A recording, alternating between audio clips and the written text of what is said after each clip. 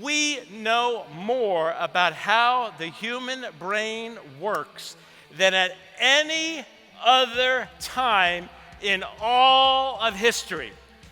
This means that you and I have an unfair advantage over your parents. You and I have an unfair advantage of people who lived 5, 10, 15, 20, 30, 40, 50, 100 years ago.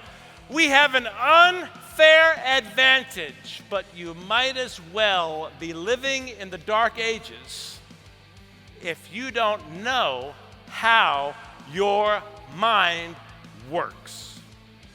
You need to understand how your mind works so that you can work better because your mind is on board.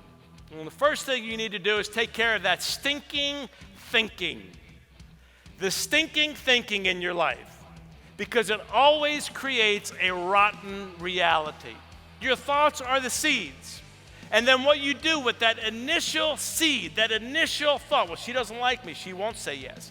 Well, they're not really going to let me talk about the plan. Well, they're going to say yes, but then eventually they're going to say no.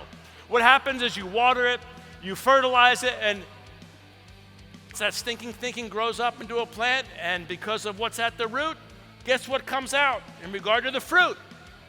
You're not capable of fixating on a negative thought and a positive thought at the same time. The architect made it so it's not possible. Guess who gets to decide which one you focus on? Guess who gets to decide? Your mother-in-law. You get to decide. There are some thoughts that need to get served an eviction notice because they are undermining you. They are the second anchor. Get rid of the stinking thinking. See, when you're around people who think that stinking thinking is acceptable, and in church circles, religious circles, we always hear about sexual immorality, but you don't hear much about gossip and slander and two-face and church face and all this other stuff that's just as bad. And when you're counseling person after person after person after person, and you hear negative after negative after negative after negative after negative after negative after negative after negative, and then you turn on television and you look at what's happening on television, before you know it, you're like, take my life. I can't take this anymore. This is very comfortable up here, actually.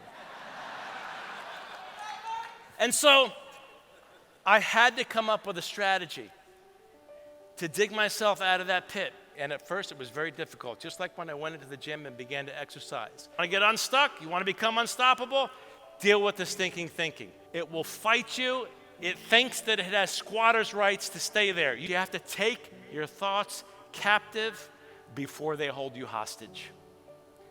Take your thoughts captive before they hold you hostage. Deal with the stinking thinking. Now, how do you know if you're being successful or not in taking your thoughts captive? Here's how you know.